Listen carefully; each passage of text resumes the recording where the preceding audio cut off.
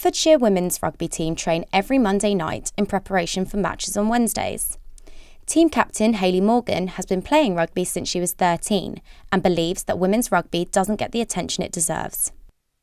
Women in sport it's hard to get that coverage, and I think gradually it will get there, but it's going to be really gradual. It's not going to be like one of those things where it's straight away it's going to be on TV everywhere like that. I think it's going to take a while for it to get like it is for men's, really. It's just one of those things though. The rough nature of the game means people often assume that female rugby players can't be feminine.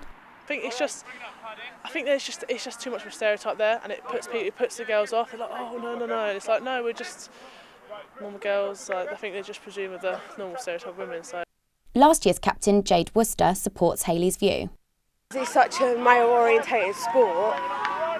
It's seen as a very masculine sport, so it's never seen as a feminine sport. So females that play are normally seen to be lesbians or bi. So we do get a lot of jip from the men normally, saying like female are known to wear makeup and stuff, whereas us, like, there are a few of us that love the makeup, love doing our hair, but then there's a lot of us that don't care, we just want to play the sport.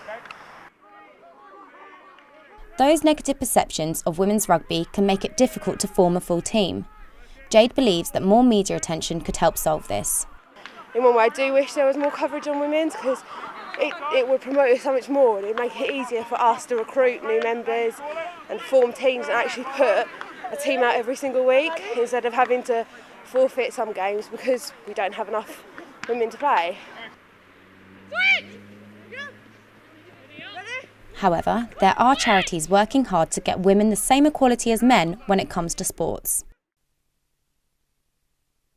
Women's Sport and Fitness Foundation promotes women in sport. For instance, they're campaigning for more media coverage of the Women's Six Nations tournament, which hardly anybody knows about.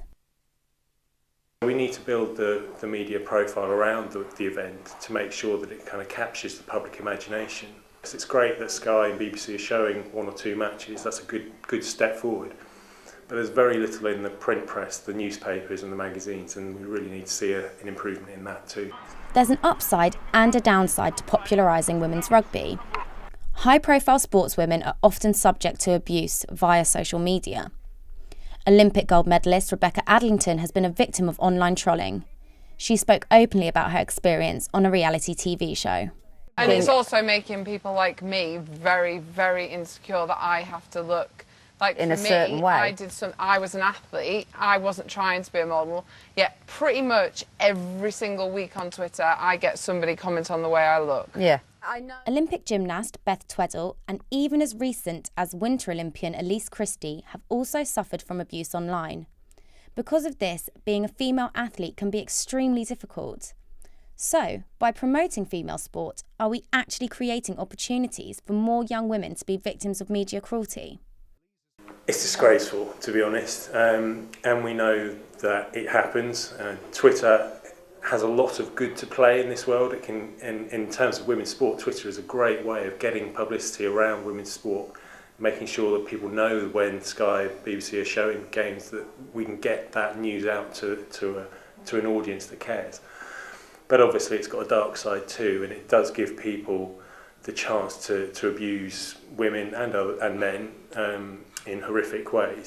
On a wet and windy afternoon, Hertfordshire women's team are playing against Essex. Only 8% of 14-year-old girls in the UK are active enough to stay healthy. The Women's Sport and Fitness Foundation believe that sport should be promoted amongst young girls, as this could lead to them staying active when they're older, just like Hayley. There's loads of stuff going on with like kids, like they get starting the girls younger at school, they're doing a lot of touches and they're getting involved with local clubs, and a lot of girls here now love it. They never used to, but they love it so much more this year, so it's good.